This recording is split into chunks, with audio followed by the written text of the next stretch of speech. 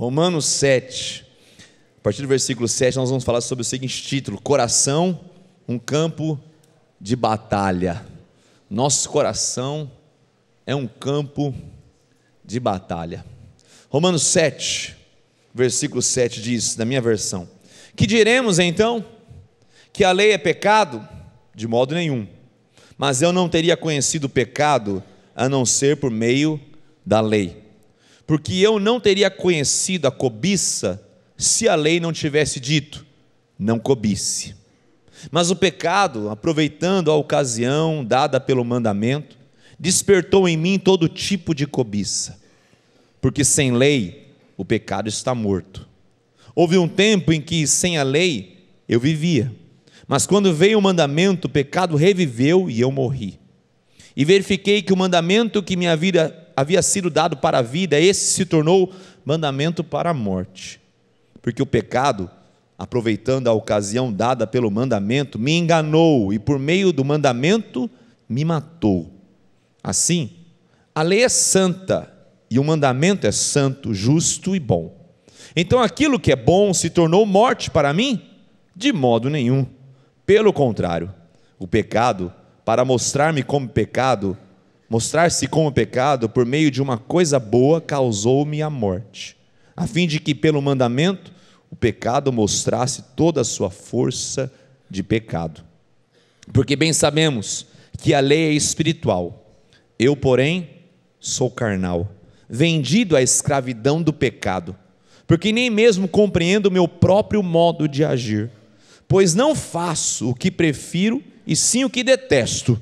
Ora, se faço o que não quero, concordo com a lei que é boa. Neste caso, quem faz isso já não sou eu, mas o pecado que habita em mim.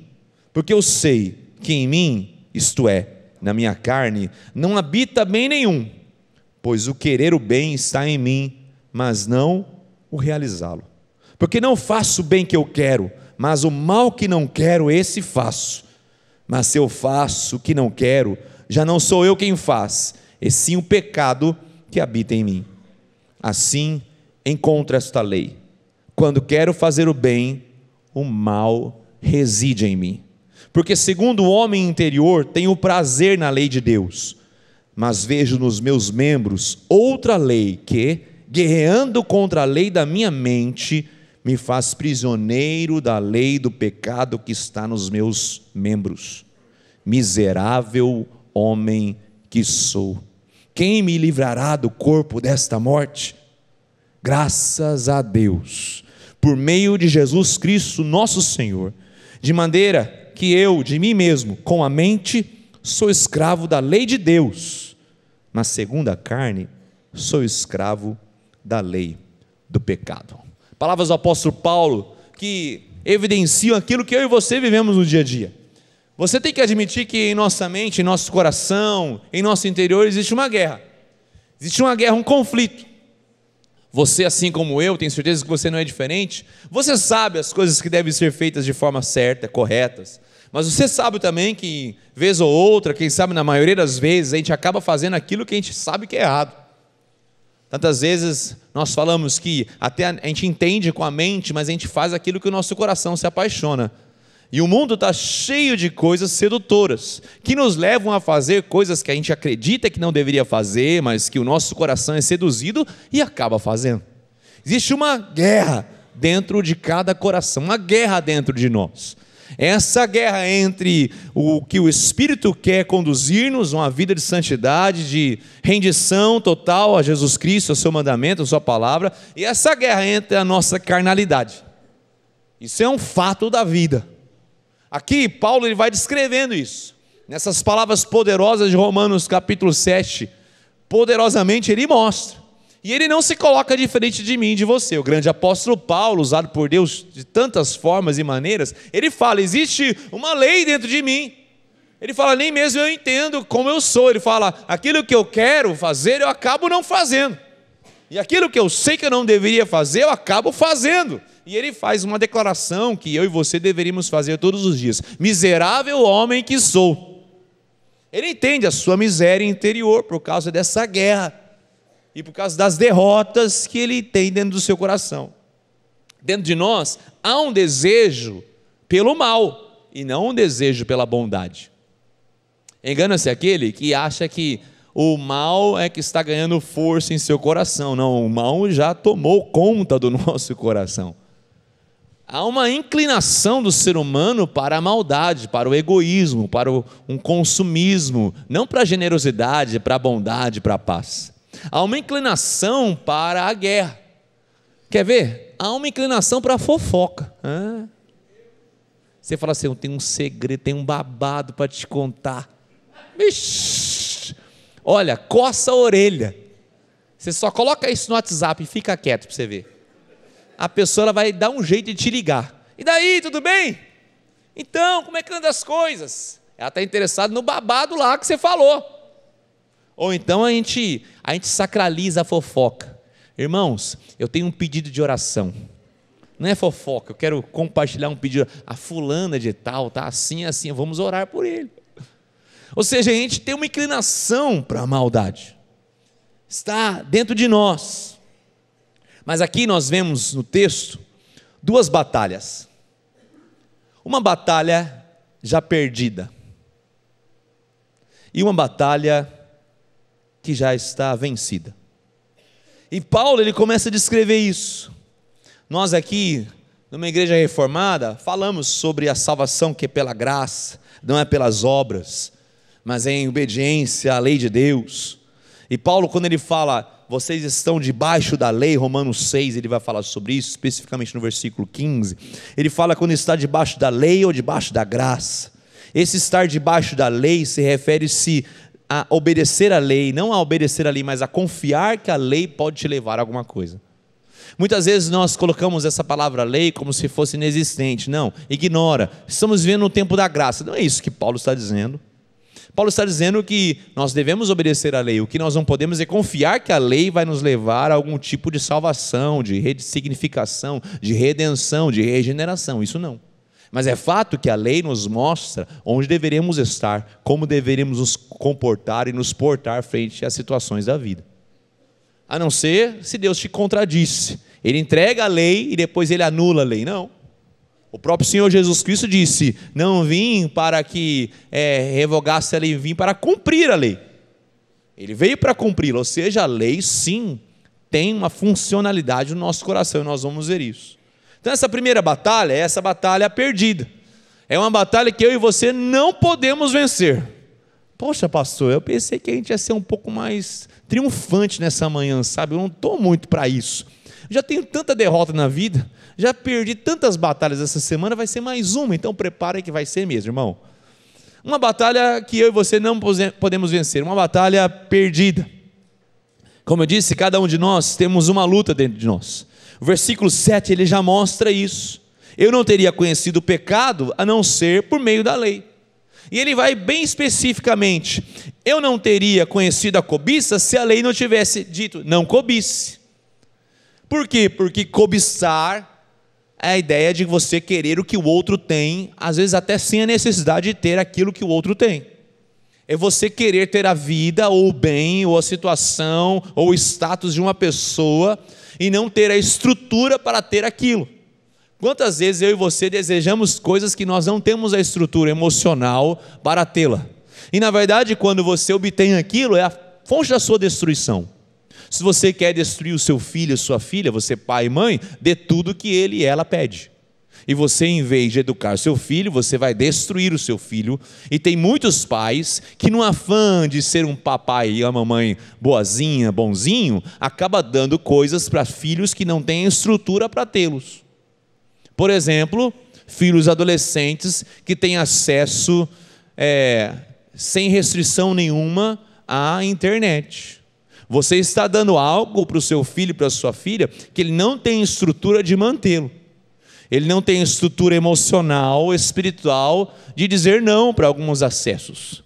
E nós acabamos colocando os nossos filhos em perigo. A cobiça que ele fala aqui é isso, é ter alguma coisa que eu não tenho estrutura para ter, é invejar o que o outro tem, tentar viver a vida do outro sem pagar o preço para conquistar aquilo que o outro teve ou tem. Então ele fala, eu não teria entendido que a cobiça é errado se a lei não tivesse dito, não cobice. Então é fato que a lei tem o seu mandamento, sim. Claro que tem. Então, quando começamos a olhar aqui, é essa lei de Deus que serve para descobrir o verdadeiro eu. Quando eu vejo a lei de Deus, ela está revelando quem eu sou. Então, quando a lei fala assim, não terás outros deuses diante de mim, é porque o meu coração e o seu coração é um coração idólatra. Idolatria, você deve saber, não é apenas aquela figura de você se curvar diante de uma estátua, seja de gesso, de ferro, de madeira, assim por diante. A idolatria é intrínseco ao coração do ser humano. Então o coração faz uma imagem. Algumas imagens a sociedade já fez para você. Uma delas é essa imagem de uma pessoa totalmente poderosa, rica e influenciadora.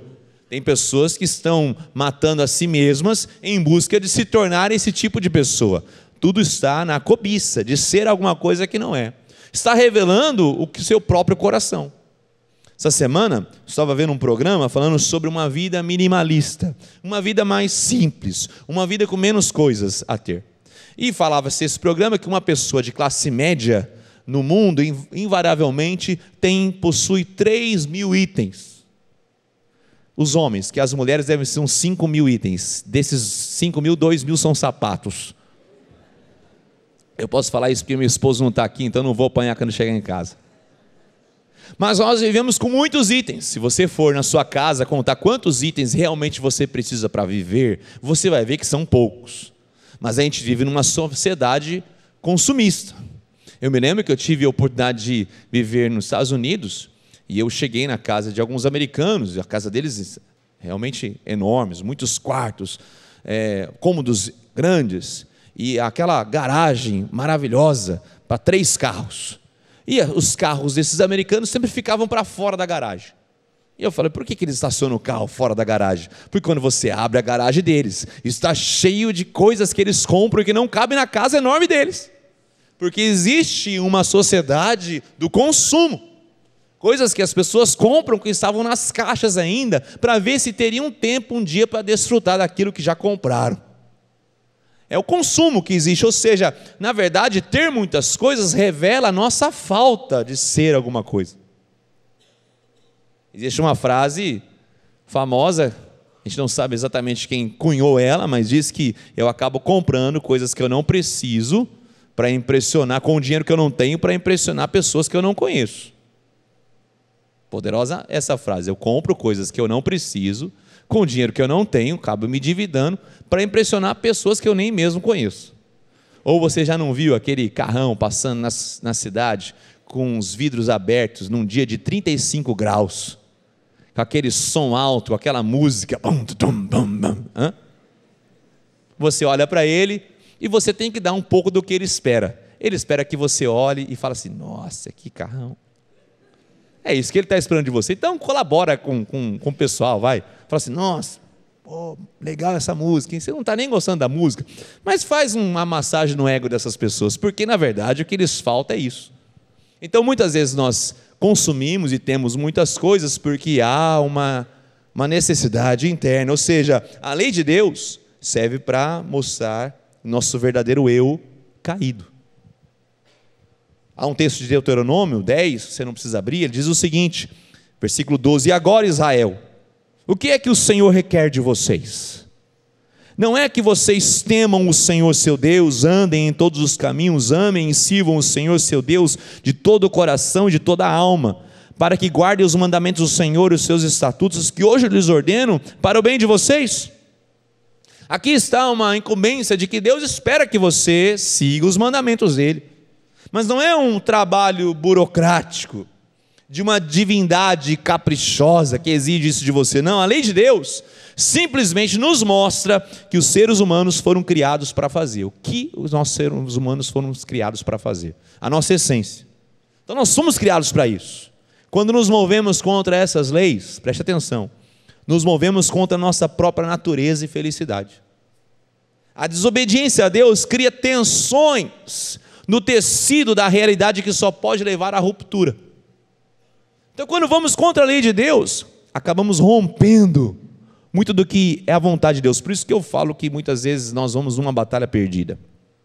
O próximo slide vai falar sobre essa vida que vai contra a lei de Deus. A lei do Senhor diz que nós somos salvos pela graça e não por obras. Então você vai ver aí essa lei baseada, essa vida, melhor dizendo, baseada no desempenho. Então eu faço algo que agrade ao Senhor, desde os meus bens, o meu agir, das minhas tarefas. Então eu faço algo para que eu possa de alguma forma alcançar a salvação, para que eu possa ser merecedor dessa salvação. Então eu entro no modo operante de fazer coisas para que eu possa ser aceito por Deus. E eu estou nessa área da minha vida querendo me tornar ok com Deus, porque, como eu disse no começo, existe uma lei dentro do meu coração, existe uma batalha dentro do meu coração, esse campo de batalha, e Ele me força a fazer coisas para que essa divindade, esse Deus me acolha. Então eu me vejo fazendo coisas não pela matéria-prima do amor, da graça, da fidelidade, da rendição, mas a matéria-prima que age sobre o coração de uma pessoa assim, que vive pelo desempenho dela mesma, é o medo. O medo de não ser aceito, o medo de perder essa batalha. E como eu disse, essa batalha é perdida.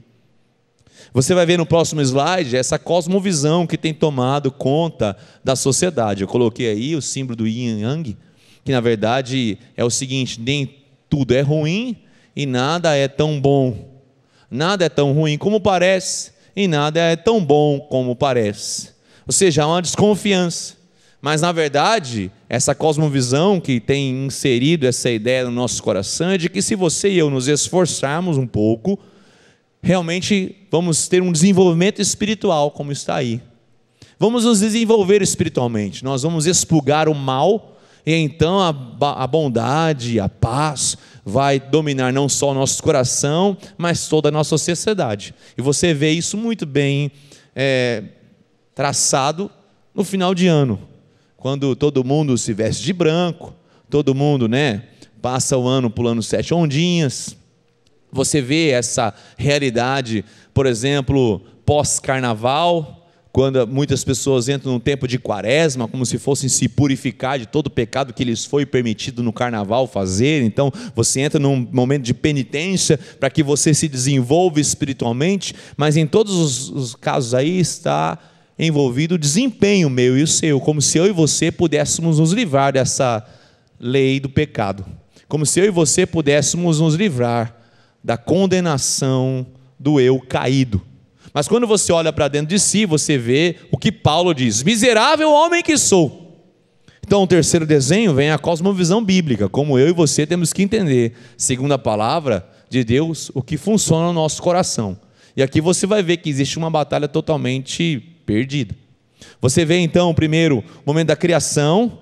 Você vê que Deus cria um homem, você lê em Gênesis 1 e 2, e ele diz: é muito bom. Deus não criou algo ruim, ou mais ou menos.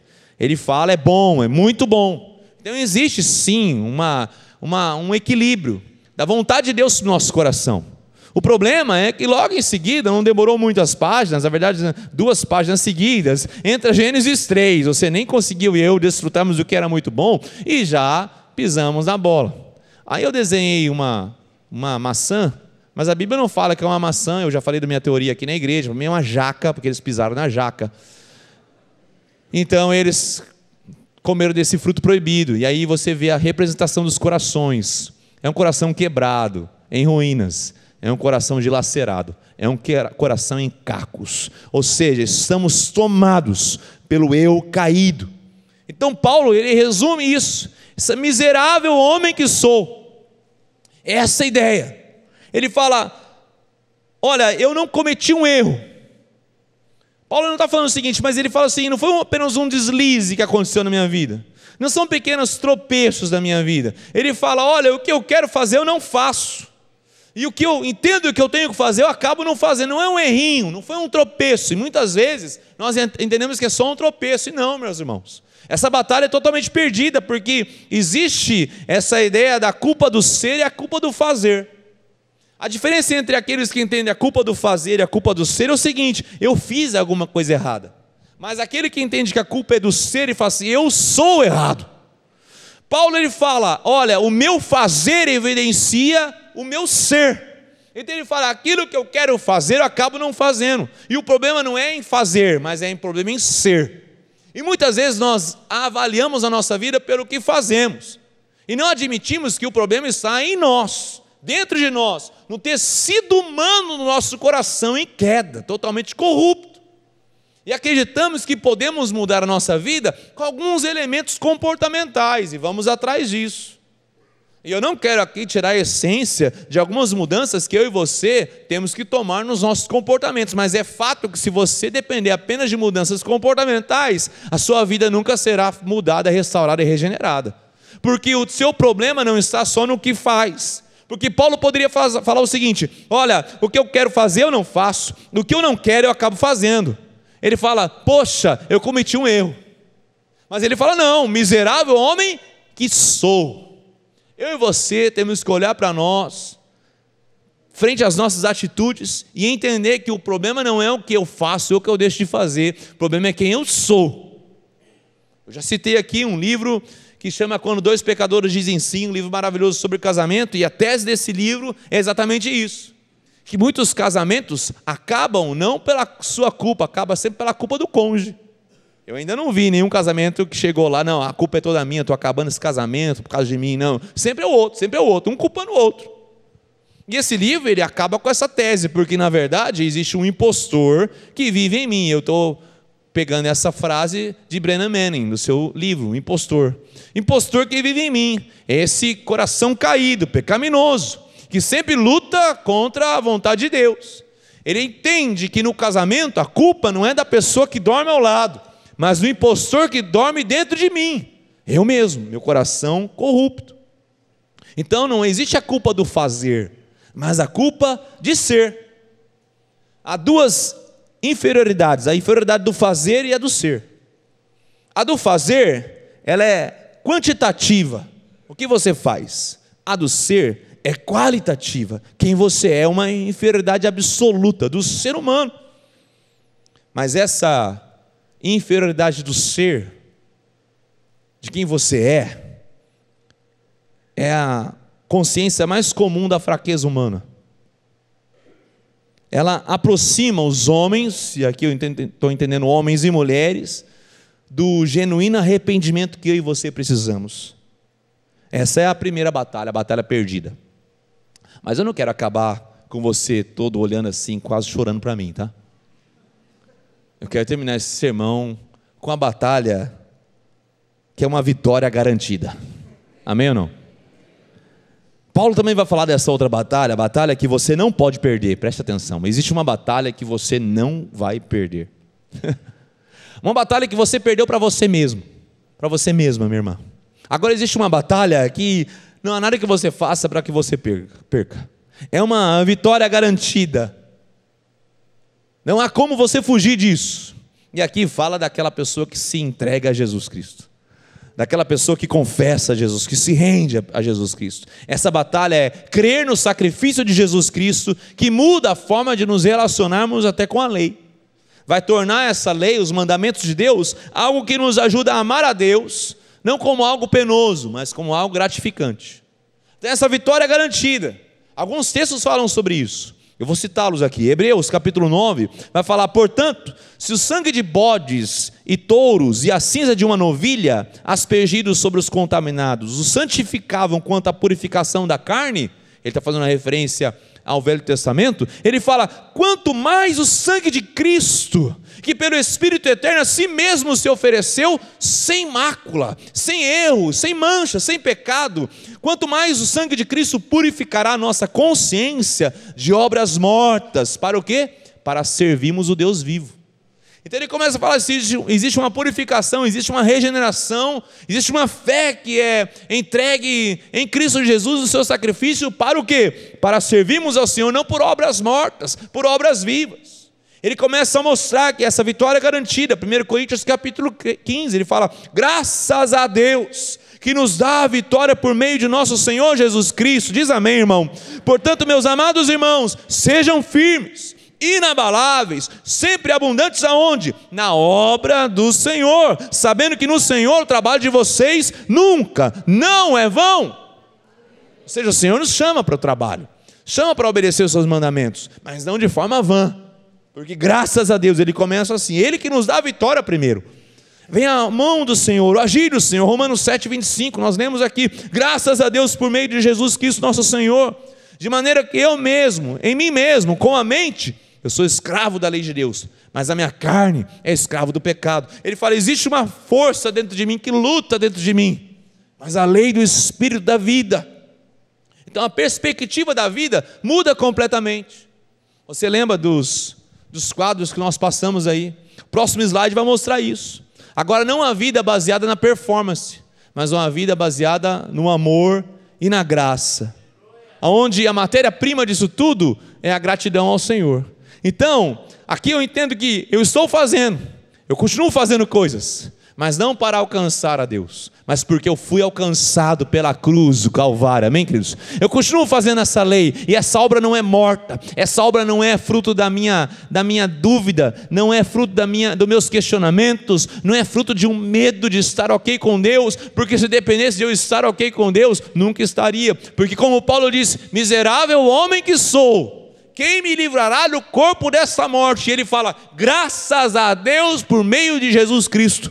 Paulo responde esse questionamento, que se não fosse Cristo Jesus, estaríamos com os nossos corações quebrados, dilacerados, o eu caído governaria sobre a nossa vida. Então ele nos salva e nos impulsiona a fazer o bem. Então tudo que você for fazer, lembre-se, é em gratidão ao Senhor. Não é para você receber algo, é porque eu e você já recebemos algo importante das mãos do Senhor, amém ou não? É em gratidão. Não é pelo medo, mas é pela gratidão ao Senhor, pelo amor, é fruto do amor, da graça de Jesus Cristo. Agora, como que eu abraço essa vitória que já está garantida? Como que eu faço isso? Como que eu passo dessa batalha que eu estava derrotado, do meu mesmo, para essa batalha do sacrifício de Cristo, para entender o sacrifício de Cristo? Bom, Mateus capítulo 5, versículo 17, Jesus fala: eu não vim revogar a lei, vim para cumpri-la. Você vai entendendo pelos relatos bíblicos o que Cristo veio fazer até a cruz e a sua ressurreição. Mas tem uma história linda, em que mostra essas duas batalhas. Uma batalha que estava perdida e uma vitória. Essa história está em João capítulo 8, você não precisa abrir. Você vai lembrar dessa história. A mulher adúltera. A mulher que foi pega em flagrante adultério e trouxeram a Jesus. Era uma batalha perdida para essa mulher. Ela foi pega em flagrante adultério, a lei mosaica, uma lei de Deus, dizia que ela deveria ser apedrejada até a morte. Aqueles homens acharam uma oportunidade de testar o amor de Jesus Cristo, testar a vida de Jesus Cristo, testar a fidelidade do próprio Jesus à lei. E quando levam aquela mulher adúltera, colocam ali, os homens ali presentes, pegam as suas pedras para apedrejarem aquela mulher pelo seu pecado, conforme a lei, eles fazem essa seguinte pergunta: olha, a lei diz que nós temos que apedrejar, e você o que diz? Aquele texto diz que Jesus se ajoelhou, ele foi escrever no chão. Ninguém sabe o que ele escreveu, mas é fato que parece que ele dá um tempo para a consciência de cada um. Aquele silêncio no ar, então ele se levanta e faz a seguinte declaração: aquele que não tem pecado, atire a primeira pedra. E você já sabe o delinear da história. Todos saíram, a partir do mais velho ao mais novo, todos largaram suas pedras no chão e foram embora. Eis que ficou o único que poderia condená-la, que é Jesus Cristo. E ele já estava de joelhos no chão, era fácil ele pegar uma daquelas pedras. Mas ele fala: onde estão os teus acusadores? Ela falou: eles se foram. Daí ele escolhe por livre e espontânea vontade perdoar aquela mulher. Eu também não te condeno. Mas ele não fica aí. Ele faz uma declaração poderosa: vá e não peques mais. Na verdade, existem essas duas batalhas. A primeira, que realmente é o peso da culpa que havia sobre essa mulher. Ela entendeu que ela era culpada. Ela em nenhum momento, diz o texto, que ela tenta se defender. Ela entendia que pela lei ela deveria ter sido morta. Ela não se levanta tentando se defender, tentando fazer um ponto, não. Ela aceita a declaração de Jesus Cristo, porque se alguém não tivesse pecado, poderia condená-la. Ela ali, livre e espontânea vontade, ela entende a culpa, o peso da culpa que há no coração. E preste atenção, só alguém que entende o peso da culpa vai entender a glória da graça perdoadora, salvífica de Jesus Cristo. Ou seja, existem momentos sim que eu e você temos que entender o peso da nossa culpa. A gente vive numa sociedade do aliviar a culpa uns dos outros. Enquanto parece na palavra do Senhor, Ele não alivia, porque o peso da culpa vai ser proporcional à leveza da graça de Jesus Cristo. 1 Coríntios capítulo 1, versículo 18, Paulo diz: certamente, a palavra da cruz é loucura para os que se perdem, mas para nós que somos salvos é poder de Deus. Então ele fala, é loucura, mas é poder de Deus. Por isso que Jesus fala, eu não te condeno. Ou seja, apresentar a graça, apenas a graça, é amputar o evangelho. Agora, apresentar apenas a culpa, também é amputar o evangelho. O evangelho passa pelo escândalo. O evangelho passa por eu e você admitimos que existe sim uma batalha totalmente perdida no nosso coração. O evangelho passa pela nossa miséria. Miserável homem que sou. Eu vejo nas minhas atitudes, eu vejo no tecido da minha humanidade, que eu sou miserável, eu não consigo nada. Passa pela culpa, pelo peso da culpa que temos. Quando olhamos para o evangelho, antes de vermos a ressurreição, vemos o Cristo morto e crucificado. E não era uma cena bonita. O homem dilacerado, sangrando, seu corpo partido, moído, enfermo pelos nossos pecados. Nós vemos um Cristo, antes de dizer está consumado, Ele diz, onde está Deus? Por que me abandonaste? É essa a visão que temos, antes do está consumado, antes do domingo pela manhã da ressurreição, nós temos o peso da culpa que deveria cair sobre mim e sobre você, e que recai sobre o nosso Senhor Jesus Cristo.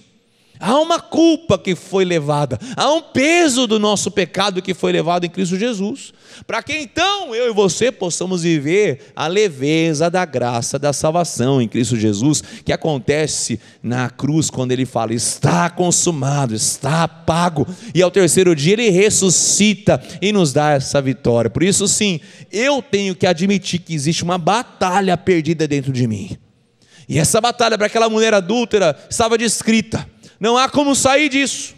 Certamente eu serei apedrejado, eu serei condenado, é isso que eu mereço. Mas eis que se levanta a graça, eis que se levanta o perdoador, eis que se levanta a graça salvífica em Cristo Jesus. E Ele fala, eu também não te condeno.